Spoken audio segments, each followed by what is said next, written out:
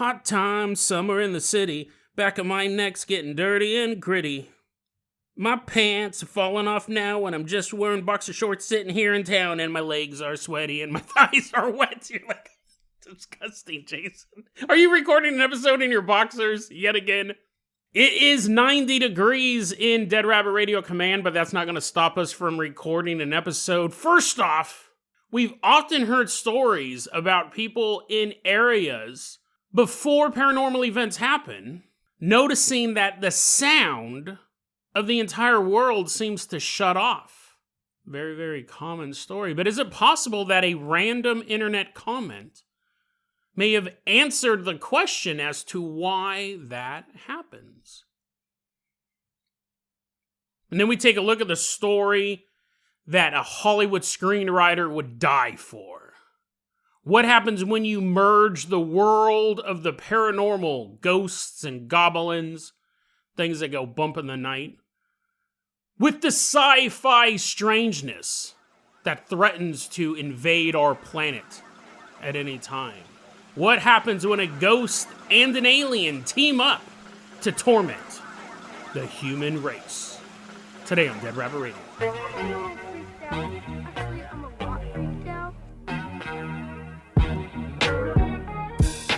Hey everyone, welcome back to another episode of Dead Rabbit Radio. I'm your host, Jason Carpenter. I'm having a great day. I hope you guys are having a great day too. I hope you guys have tons of fun doing whatever you're doing. I'm talking fast because it's hot, so I'll slow down.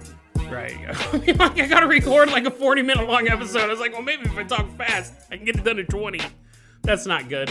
But yeah, it's really hot in here. It's like 90 degrees. And someone who doesn't care about the heat, someone who runs around in a parka and snow pants every single day of the year.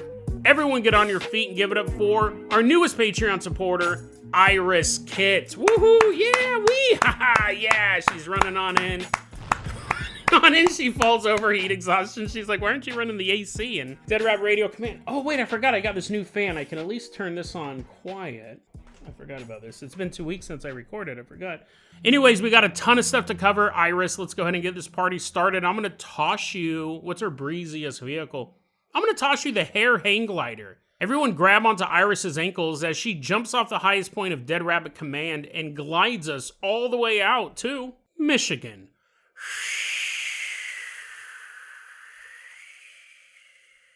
Gliding all the way out to Michigan. Nice, cool air blowing in our face.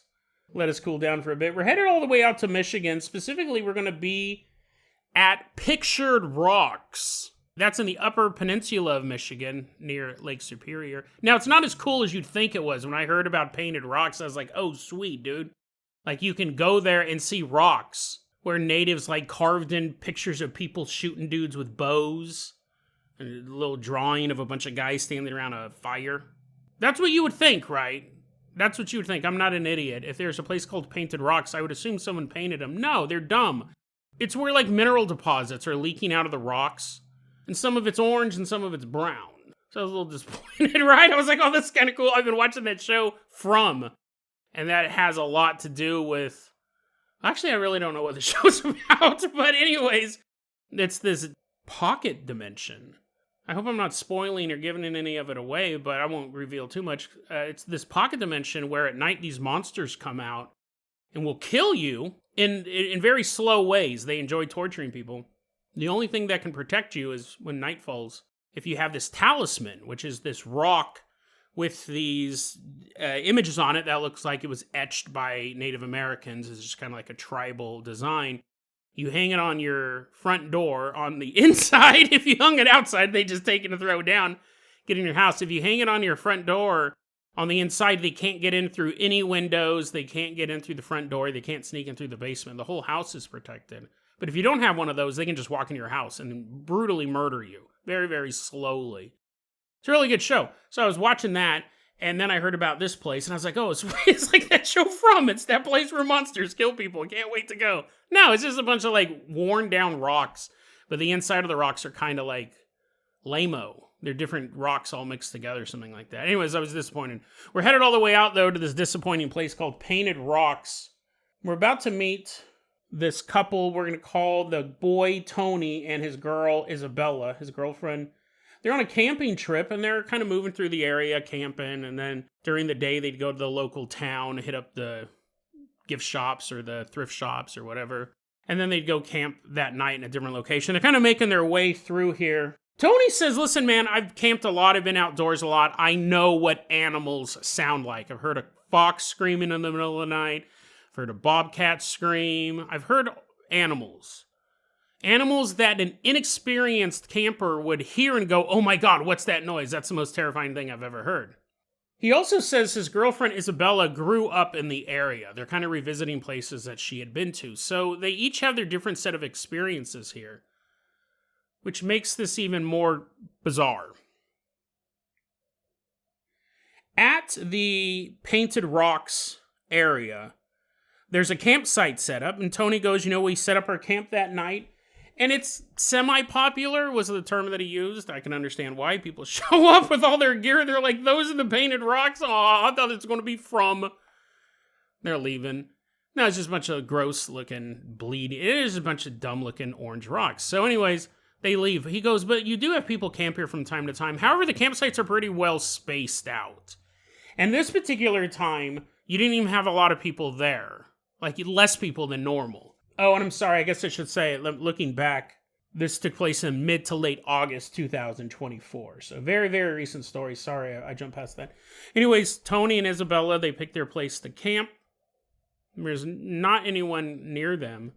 They're sitting there. Now, everyone knows camping's boring by design. It's just kind of the most boring thing you can do. They said, you know what? Let's look at the stars. Let's kind of walk around out in the dark here, surrounded by predators that hate humans and skunks. Let's walk around in the dark here, and let's look at the stars. Let's look at the stars. Fine. So they walk about 30 feet away from their tent. And they look up, and they're like, wow, that's pretty cool. Now can we go back into the tent? Can we go back in there? They look up at the stars for a bit, and then that's when they hear, no! No! No! An alarming sound, for sure. Tony goes, I know what animals sound like. I've never heard an animal scream out no. Screaming it 3 times. He goes, not only was that alarming, because it sounded like a man. He goes, the best way I could compare it was, it sounded like a man being murdered, and he was trying to tell the person who was murdering him, no! So maybe more like this, no! No! No! Made it sound more like the Mummy the first time. You're like, okay, that's creepier. Because it's clearly a man telling someone to stop. He goes, not only were we hearing a man yell out no, like they were in distress, he goes, also it was coming from behind us. It was coming back near our tent. So, you got to go back that way. You don't know what you're walking into. He did say that, they turn around and they start walking back to the tent. And his mind is wandering. His mind is racing, trying to figure out what this could be. And he goes, it was clearly a person. He goes, it sounded like someone had been injured. But the fact that he was yelling out, no, no, no, like that, he goes, it's not like someone fell and, broke their leg. He goes, it sounded like either someone was being attacked by another human or possibly by the wildlife. But they only heard it the 3 times. And as they walk back to their tent, he's doing his best to stay calm. Isabella's doing her best to stay calm. They get back to the tent and they're just sitting there. And that's when all of a sudden, all the ambient noise in the area just disappears. No bugs, no birds, no wind, nothing. Unnaturally silent is how he put it. The world fell unnaturally silent. And that was the end. That was the end of the story. The boogeyman didn't poke his head in the tent. Made a more exciting story for sure. Large Marge is already sitting there. A group of ghastly figures tear the tent apart with their claws. No, none of that happens, which is a good thing, right? It would have made the story better. But, it would have cost human lives, so I'm willing to make that trade-off. I read this story.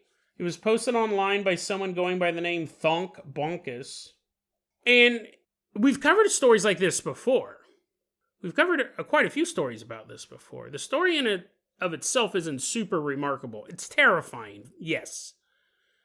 I'm not saying I'm sitting outside the tent. I'm like, come on, chickens, bark, bark, bark. You guys are a bunch of lamos. Come out here and face the voice of true terror. Basic story, the reason why I wanted to cover it was because, one thing I love about doing this show is going, wow, I never thought of that before. Never thought about that before. And when I was reading this thing about these two campers, someone was commenting on it. They went by the username Good Description. And they said something that I never thought about before, and I don't think we've ever covered on the podcast before. Now, you guys might have thought about it. You guys might have been like, oh yeah, no, I kind of thought that was what was going on. But I never thought about this before. And I had been in an experience like this as well. I talked about this a long time on the podcast, but the story briefly is that I was at a house and I was downstairs and my friend was upstairs and I was screaming at the top of my lungs. Well, that might be a bit of an exaggeration. I was yelling at the top of my lungs. There's a difference, right? One sounds more brave and the other person couldn't hear me. And there's more details to that story. I'll put the full episode in the show notes, but that was very terrifying. And as a paranormal investigator, that was always one of the scariest experiences that I had.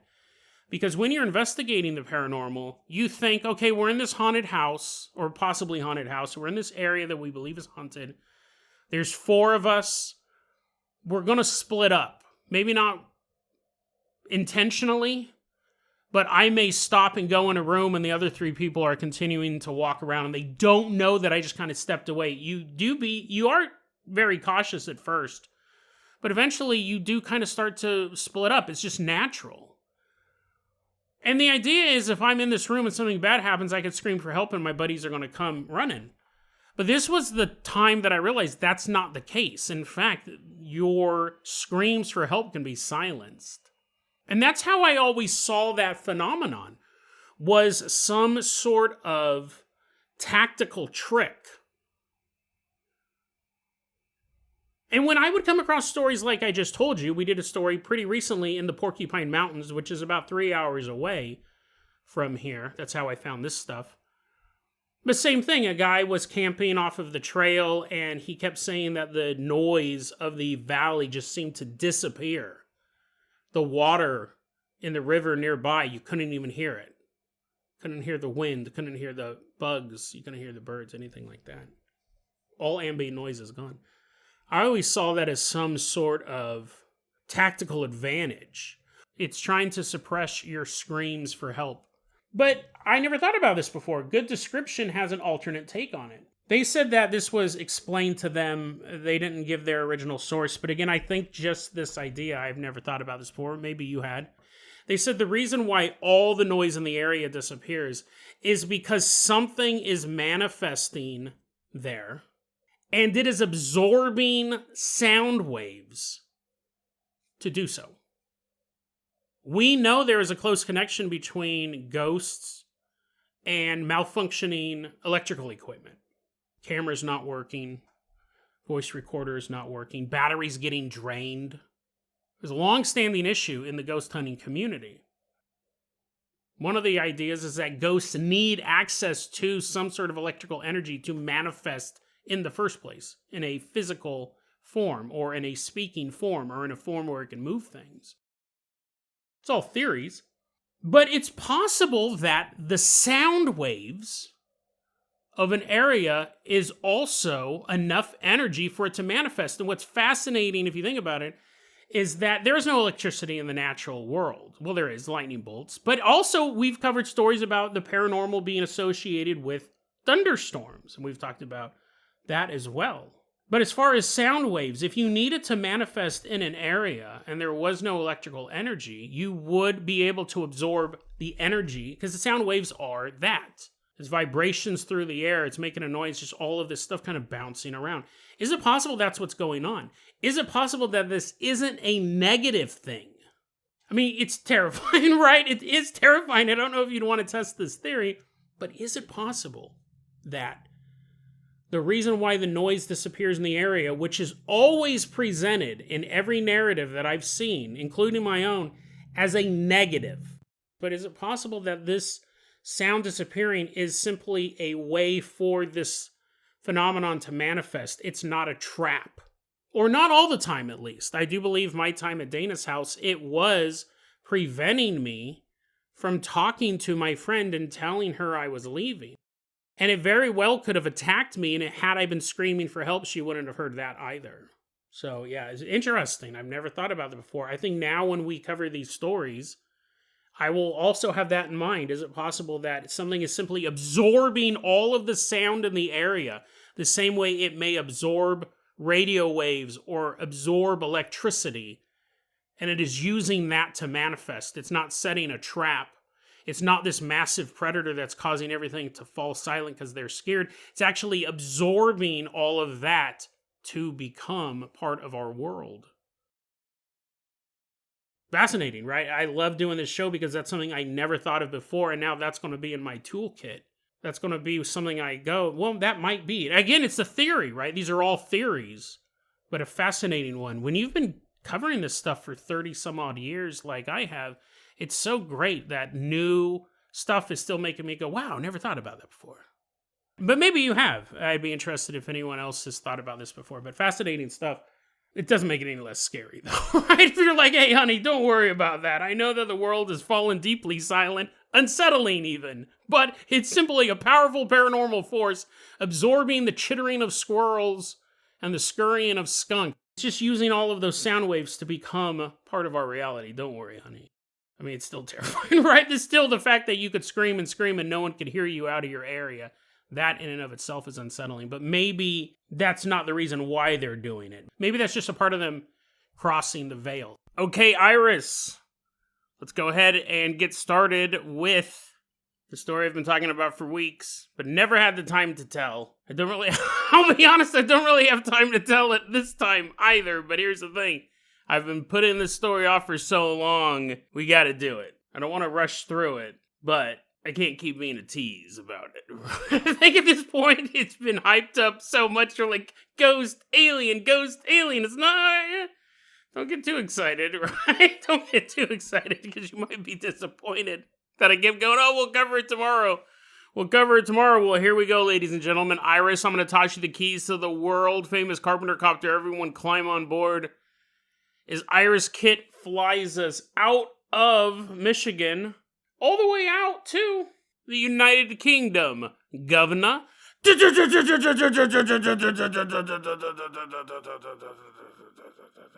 Long flight out to United Kingdom, but well worth it, hopefully.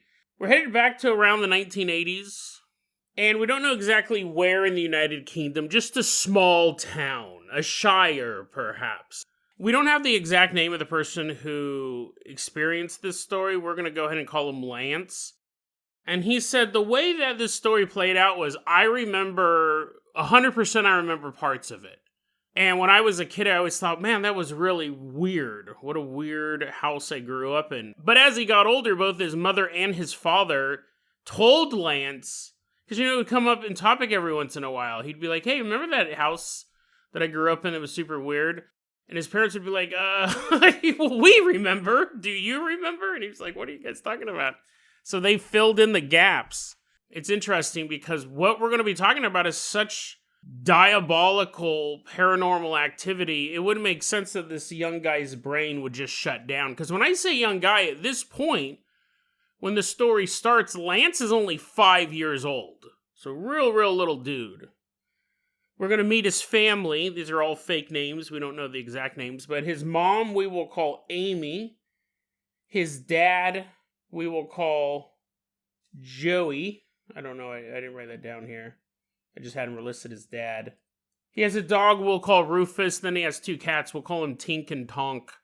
I don't know. I'm looking at my notes. I don't know if they're main characters. I don't know if the 2 cats are constantly running in and out of each scene. But that's just setting the stage. I haven't looked at these notes in a while. Sometimes that helps keep the story fresh for me, too.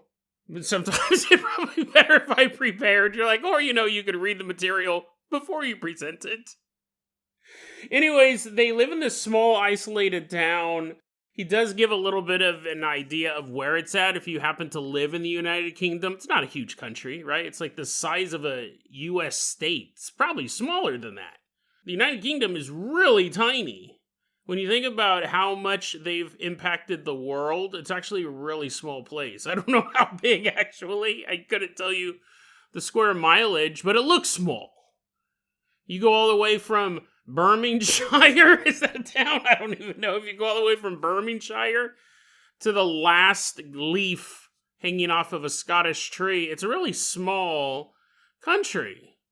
Anyways, if you happen to live there, you just knock on your neighbor's door. You have one neighbor, you're like, hello, Prince Adam, who's the guy over there? King Charles? Hey, do you know where this story takes place? He's like, oh, yes, pip, and all that stuff. I know. You guys might be able to figure this out if you live in the United Kingdom. It's a small town near an abandoned airfield, and it's surrounded by marshland. Not a town called marshland, like marsh. Like, it's surrounded by marshland. So you might be able to figure it out. If you're around there, if you're in the United Kingdom, you can be like, oh, I know exactly where that's at. That's over there. If you do know, let us know, right? We would. Like, Jason, get on with the stupid story. This is why it takes you so long. You haven't introduced the ghost or an alien yet. You're trying to find out where there's an airfield. Okay. Small town near an airfield, abandoned airfield, if you're looking for it. It's surrounded by marshland. And Lance and his family, they've recently moved in. It's one of the newer homes in town, but it's not really a new home. He said that our home was towards the edge of town, and what it was there was a giant barn that was converted into about 4 different homes, which seems to be the way they do things over there. It's super weird. I think they do it on the East Coast too, where they have like a big house and then they turn it into 4 smaller houses. They just tear it down and build. I wouldn't want to live in a barn, right? I want to live in a house. You're like, okay, yeah, we get it, Jason. Just get to the alien. Okay. Well, and another thing. Let's talk about the agricultural output of the United Kingdom. Do they need a barn? Anyways, so it's important, though, because the structure is old, is what I'm saying. It's a old barn that's obviously been modified. A bunch of cows walking through his house. He's like, oh, that's why he doesn't remember. He's constantly getting stepped on by cows as 5 years old. He's like, why don't I have good memory as a giant hoof print in his brain? No, it's an old structure that they have obviously fixed up and refurnished and turned it into 4 living spaces. But the structure itself is really old. Anyways, Lance and his family move in. Early on, Lance's mom, Amy, she was out there getting to know the locals. Hey, everyone, we're the new family in. We're the family in the barn. And everyone's like, oh, that's pretty cool. That's pretty cool. And then you get out and about, you introduce yourself to your neighbors and all that. Amy would chat them up. But whenever she got to the point where she goes, oh, yes, and we're living in the house, they built a new house in that old barn at the edge of town. 4 houses in one barn. Isn't that crazy? You guys should come on over. And she would be talking to these strangers, and she didn't realize it the first time it happened. She didn't realize it the second time it happened, but after a while, she started to realize that whenever she brought up in the course of the conversation where her and her family moved to, the people she was talking to got visibly uncomfortable.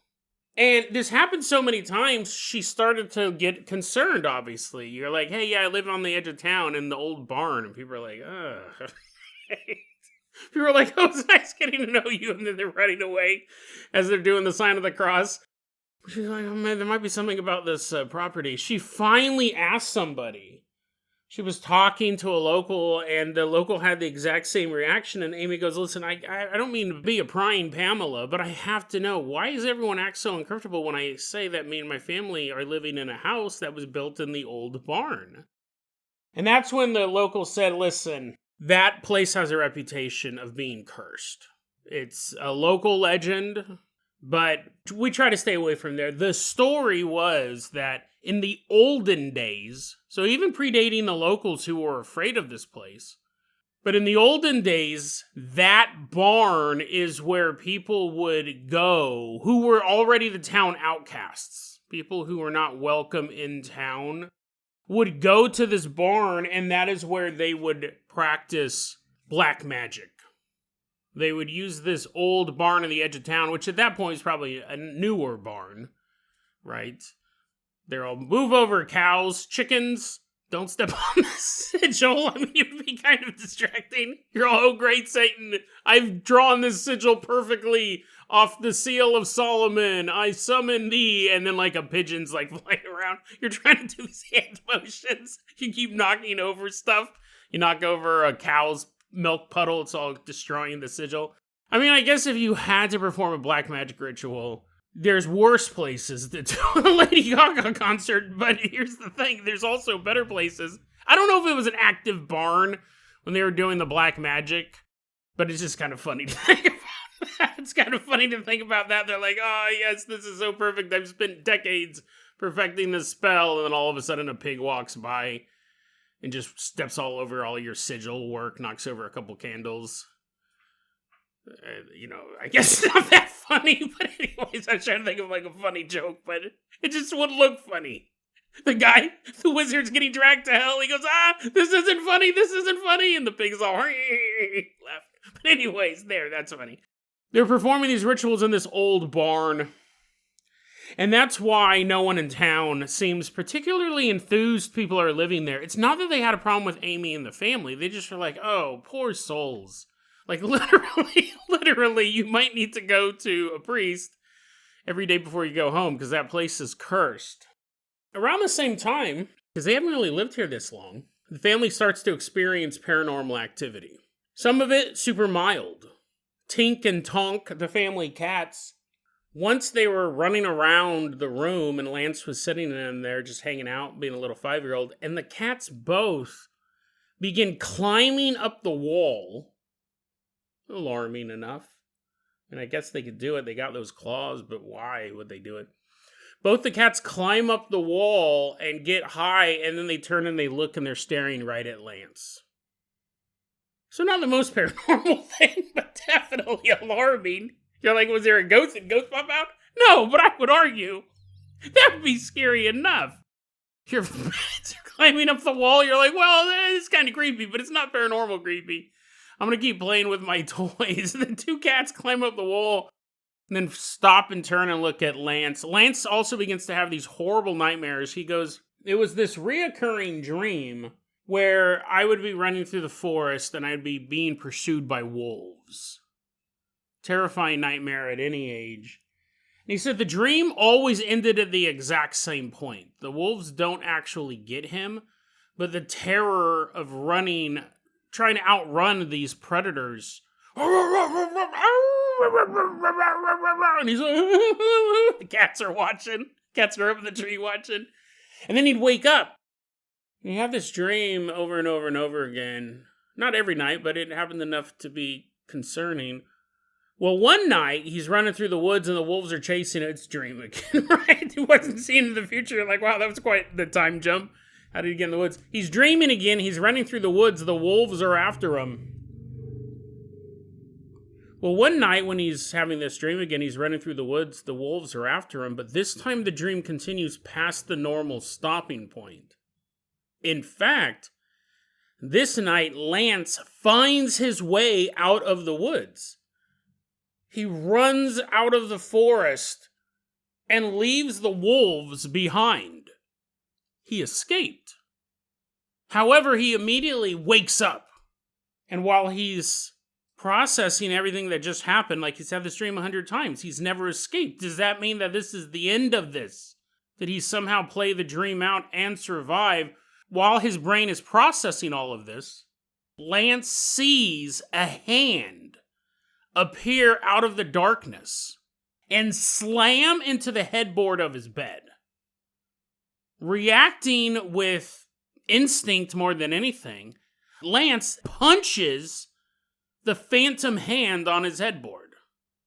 And when he does, he feels hitting a hand. It was not some sort of last remnants of a dream. He goes, I cocked back and I hit that. He didn't say he cocked back. I'm turning him into a little Street Fighter, but he says, I hit the hand and my flesh contacted with something else, not wood. I hit some sort of hand. Immediately, this dark figure ran out of my bedroom. This dark figure is running through the room, headed straight towards his bedroom door, which is closed. The entire time, it's letting off this high-pitched scream. The black, shadowy figure hits the bedroom door and simply passes through it. So Lance remembers that. Lance remembers that all the way to now. But there was a part of the story that he didn't remember, that his parents told him about, and that's where we're headed. Here, one night, Amy was home alone with Lance, and then you had Rufus and Tink and Tonk. Dad's at work. Amy puts Lance down to bed, and then just goes about her business. But she doesn't have much time to, sit on the couch and watch television or read a book or whatever she's planning on doing, because she begins to hear a blood-curdling scream coming from Lance's room. Like, did Sloth show up? It's a really blood-curdling, it's kind of funny scream. You're all laughing at your kid, you're like, you have a goofy scream, he's all being horribly mutilated. Hey, you guys! Say that. Say that as you're being murdered. Mom, help! She hears a blood-curdling scream coming from Lance's bedroom. She runs upstairs to the room, and she's just hearing this horrible screaming coming from inside. But her first obstacle to getting in, a minor one, but still odd, she gets to his bedroom door, and sitting in front of the door is Rufus. And he's just kind of staring at the closed bedroom door. But Amy got the feeling that he was guarding the door. Now, Amy sees Rufus sitting there, and she described it as if he was guarding the door. The question is, was he guarding Lance and did a terrible job at it? Because Lance is still screaming in the bedroom. Or is Rufus trying to keep Amy out? Even if just by an extra few seconds to kind of have to step around this dog in the way. We don't know. Amy just said it felt like Rufus was guarding the door. Amy does. I mean, that's kind of just a sitting dog, right? It's not really barking or doing anything. She does steps over Rufus, opens the bedroom door. Instantly, the screaming stops. The room is silent, like a room should be when people are sleeping. But Amy notices a couple odd things when she steps into the room in pretty quick order. First off, she sees in the center of the room all of Lance's toys were piled up into a single column. All of Lance's toys had formed this pile in the middle of his room. A pile that Amy noted. I don't know if she thought of this at the time. I think she was in the state of panic. She might have thought about this later. But whenever she came to the idea of it, she goes, it was bigger than Lance. This pile was bigger than Lance, which, again, at this point, she's in total panic. She's trying to figure out why she was hearing the screaming coming from her son's room. But it is interesting to note, the pile's so tall, it would be hard for Lance to have made. Not impossible, but difficult. Also on top of this pile of toys was a teddy bear that when you squeezed it, it played music. And when Amy walks into the room after the screaming is stopped, there's silence, and then that silence is replaced with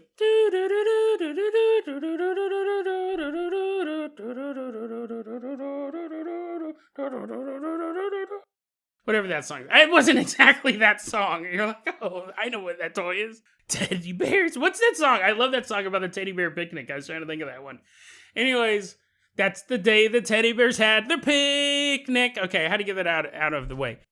I don't know if that was a song either. It doesn't matter. It was just playing a song. Amy walks in. She sees a pile of toys that was too big for Lance to make. Remember, she just dropped him off to bed not too long ago either. There's a pile of toys. There's a teddy bear that begins playing a song, may or may not have been teddy bear related. Amy's like, okay, I'll deal with that in a second. Where's my son? Why was my son screaming? And that's when she looks over and she sees Lance's bed is empty. In fact, Lance is not in the bedroom at all. Lance! Lance! Honey, why were you screaming? What was going on up here? Lance? She looks around the bedroom. He's not there. She looks all around the house now. He's not there. She's double checking the rooms, checking the closets. Lance! Lance! Lance is gone. Terrifying, right? Keep thinking, oh, he's going to be in so much trouble when I find him for pulling this prank, for making a mess of this room. Oh, I'm going to find him. Like, you get madder and madder each time you yell out that name. But the more you search and the louder you yell, that anger starts to disappear, and that is replaced with fear. Your child is gone. She's totally freaking out. Remember what brought her up to the room in the first place was a horrifying scream. And now her son's gone. And she's looking all over the house. She can't find him. Now remember, this house, this living space, is a barn that was split off into 3 other houses. There's 4 houses in total in here, right? So she begins going to the neighbors. She goes to her neighbors in a panic. She goes, I can't find Lance. He's gone. I heard him screaming and I can't find him. So the neighbors start looking around for him and they begin searching the area around the barn, screaming out his name. No reply. But then one of the neighbors runs up to Amy and goes, Amy, I found him. I found him. He's safe. He's okay. And Amy's like, oh my God, where was he? Where was he? Neighbor goes, well, he's at my house. What? Yeah, he actually is sleeping in one of my bedrooms. Where they found him was in the bedroom next to his. So remember, it's 4 houses in this barn. He is no longer in his house. He was sleeping in the neighbor's house, in the neighbor's bed. And I know I have such a hard time describing houses. It's a weird disability I didn't know existed until I did this podcast. Imagine you have 2 houses that share a wall. Okay? You're like, yeah, an apartment, I get it. Anyways, imagine, stretch your imagination through the bonds of reality. You have a house that shares a wall, house A and house B. And where these walls are touching, there's 2 separate bedrooms. Lance is sleeping in bedroom A in his house, and he disappears. And he appears in bedroom B in the neighbor's house. They share a wall, though. And Amy's like, what? Okay, fine, whatever. I'm glad my son's back. She's like, what? And Amy, of course, is super relieved, but it's a mystery. How did he get from one house to the next? How did he get out of his room? Because remember, he started screaming. She heard the screaming, ran up there, and then the next thing, when she opens the door and he's gone, he would have had to get to the neighbor's house in that small amount of time. And navigate through the neighbor's house without being noticed, and then fall asleep. Sleepwalking is possible, but how do you explain the screaming? Instantly ending when she enters the room. Like, you would have to do a bunch of different stuff, right? Paranormal stuff. So his mom woke him up, and he had no memory of getting into that room. He was as shocked as anyone at why he was waking up in the neighbor's house. The family decided to move out the next day. They still owned the home, and there was going to be this whole process of them selling it, but they weren't going to live there anymore. The very next day, they moved out. Now, what's interesting, I'm not done with the story, but I do want to say this. I bet you anything there's stuff that Lance's parents haven't told him. Because I get that your kid going missing and then appearing in the neighbor's house, while alarming, if that was the only thing you truly experienced there, you could chalk it up to sleepwalking. You could kind of explain that. It would be difficult, but not impossible. for that event to happen and then to sell the house the next day, or to move out, they still own the house, but to move out the next day and to take on the cost of renting someplace else while you're selling that, I bet you there's still stuff that Lance doesn't know. Because that's kind of a brash move to do it so quickly. If this was the only thing that happened, you might be able to explain it. I bet you other stuff is going on. But anyway, so they moved out. Now they had to sell their home. They had to sell their property, and they had a difficult time doing it. You had people in the neighborhood, people in the community already knew what was up with that house. So the parents invited someone out to investigate the house and to bless it. And this person who visited the house said, there's two entities present in this home. One is the spirit of a little boy. The other spirit here isn't even human. It might have been at some point, but right now it's just a dark presence. And the little boy spirit is trapped in the house. He doesn't want to haunt it. In fact, he's constantly trying to hide from this darkness that stalks the home. And probably homes, because they're all part of this converted barn. She's just kind of checking out the one part, this guy's house, right? Lance's family's house. Who knows what type of paranormal maniacs lived in the remaining? Probably the same one, right? It's probably not this black, evil spirit. I can't go through this wall. Obviously, whatever's here could move through the wall because it carried Lance through. But anyways, a young boy spirit who's constantly trying to hide from this inhuman darkness that also lives here. And so they had to have the house blessed. Was the blessing ever successful? I mean, they were able to sell their house at some point. And Lance really only remembered the dream part of it. He didn't remember appearing in the other room, or he didn't remember all of this stuff about the boy spirit. Well, he wasn't even informed of that, right? The person, the paranormal investigator, the spiritualist, the medium, whoever they brought in, wasn't like, hey, bring your son in for this. It's time for him to grow some hair on his chest. I'm going to tell him some terrifying stuff. He didn't know a lot of the stuff until his parents told him when he was an adult. You're an adult, son. You can finally learn about your troubled childhood. Lance said, later in life, quite a few years later, as an adult, he ended up back in that area, just passing through, and he thought, you know what, I'm going to drive by that old barn, see if it's still up, that place that my parents said was haunted. I just had bad dreams, so they told me all this other stuff happened. And again, I don't think they told him everything. And he says, I drove out to the barn, and it's still there, and it's still converted into these homes. He drove down to the end of the lane and looked up at the barn, and then he left. A better term would be he fled from the area. He said, I looked up at the house, and the only way I could describe it was I just felt awful. I just felt awful. I felt sick. Terrified might be too visceral of a word, but I felt so uneasy just being at the end of the lane, just knowing I was near this house, that I've never driven away from a place quicker than that. I needed to get out of there as fast as possible. And he's actually fairly skeptical about the main story. He says, I think I probably sleptwalked. I probably woke up in the middle of the night and walked to the neighbor's house. He goes, that's the most reasonable explanation. Because in his mind, he didn't experience anything paranormal. He doesn't remember it. But that's a key component. He doesn't remember it.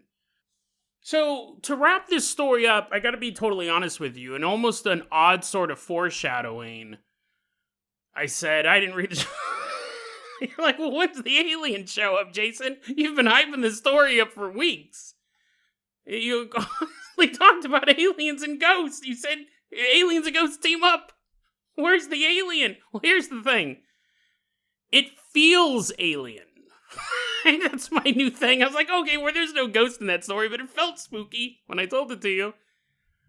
Because here's the thing. I get it that a 5-year-old's not going to have the best memory as an adult, but Lance didn't remember this at all. It's not like he was 5 and didn't remember it when he was 24. He was 5, he didn't remember it the next day. He had no memory of this happening until his mom told him at age 18. So we have a bit of memory loss. I can't really think of another ghost story where somebody teleports. That is very common in alien abduction stories.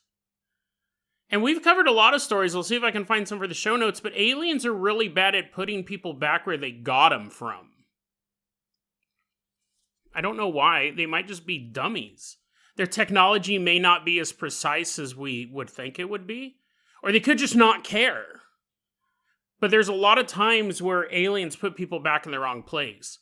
So while an alien didn't show up in this story, not in the way that you probably expected, the story, it definitely sits on that line between a ghost story and the paranormal. In fact, and again, I believe the parents experienced other things, because if you woke up one day and your kid was in a different room in a different house, would you move? Probably not. Probably not. But you're like, Jason, you don't have kids. That's the scariest thing ever. Yes, we would move. Maybe it's because I don't have kids. I wouldn't move. Definitely wouldn't be like, we got to be out of here as soon as possible. I think the parents experienced other stuff. They just never told Lance about it. But that was the last straw. It wasn't the first straw. It was the last one. I wonder what else they've experienced there. And also the story makes me think, while there is no proof of alien, there's really no proof of ghosts in this story either. There's no apparitions floating around, as far as that's been reported. There's no ghostly voices crying out in the darkness. There's no footsteps echoing through empty halls. Nothing like that. We have bad dreams. And we have a boy disappearing in his room and appearing in the house that shares a wall with it. And I started to think, like, again, I didn't read these notes. I typed this story up a while back before the break, and I really wanted to cover it because I think it's so bizarre.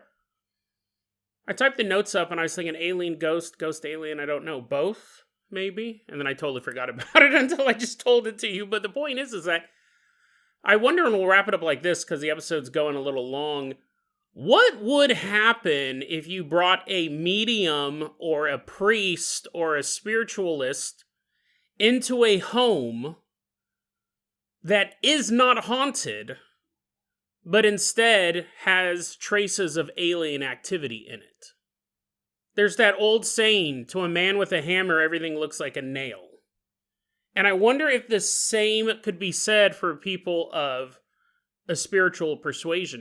I wonder what would happen if you took someone who is a legit medium. They're not a scam artist. They can communicate with the dead.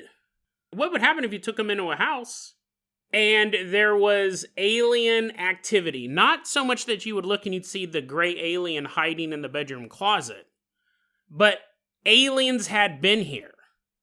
Very often, the reoccurring dreams could have been a sign of that. If a medium or a spiritualist or a priest, your rabbi, cleric, what have you, goes into a house and they have a view of the world that is based in the world of the natural and the supernatural, and they feel the energy, they don't see it, but they sense something is off about the house, but it's not ghostly in nature, it's not demonic in nature, it's actually the residue of alien presence, alien technology.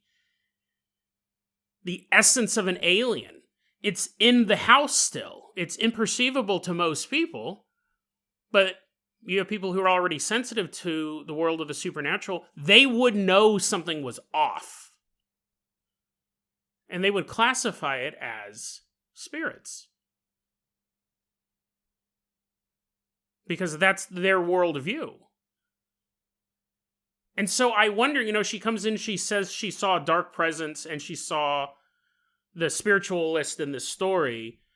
I don't know if it was a woman, but sensed the dark presence and then sensed the boy trying to escape the dark presence. What if that wasn't actually the case? What if the boy was Lance? Like, she was picking up on the residue of his fear and his torment and his terror of being pursued through the woods. Like, all of that just leached out of him and just stuck to the house.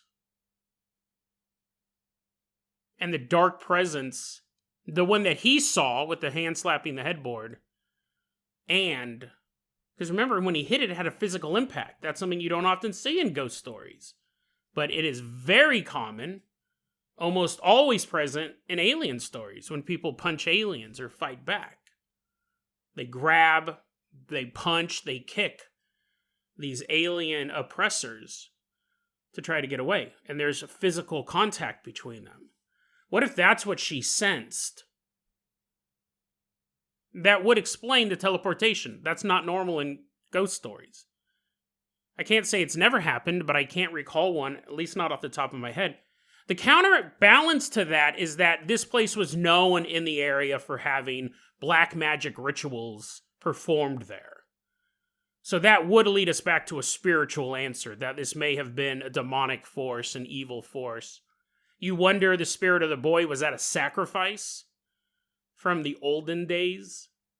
And his soul was still there as a plaything for this dark entity? And when new boy moved into the house, this creature now was not only tormenting a dead child, but a living one as well. So that does lean more towards the spiritual. But it's a great hypothesis, I think. While we don't have proof of this story being alien, we don't have proof of it being a spirit as well. It's just way too weird. Teleportation happens in portal stories, pocket dimensions, alternate timelines, sure. It's not always related to alien interference, but as far as like a ghost story, someone teleporting from one room to the next, that's really odd.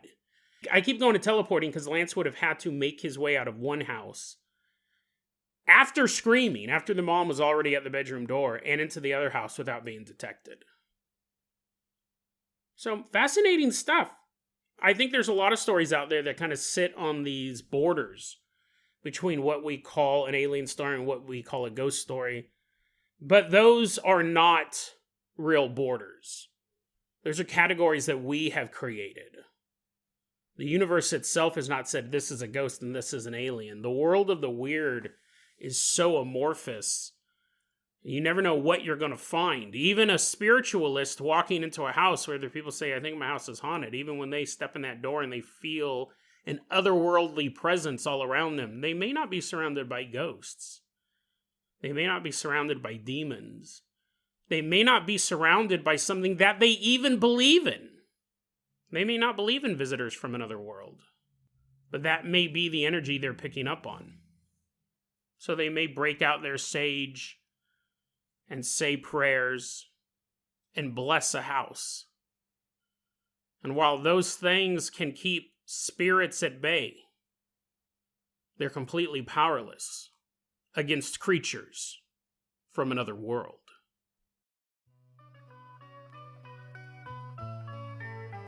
DeadRabbitRadio@gmail.com is going to be our email address. You can also hit us up at Facebook.com/DeadRabbitRadio. TikTok is @DeadRabbitRadio. Dead Rabbit Radio is the daily paranormal, conspiracy, and true crime podcast. You don't have to listen to it every day, but I'm so glad you listened to it today. Have a great day.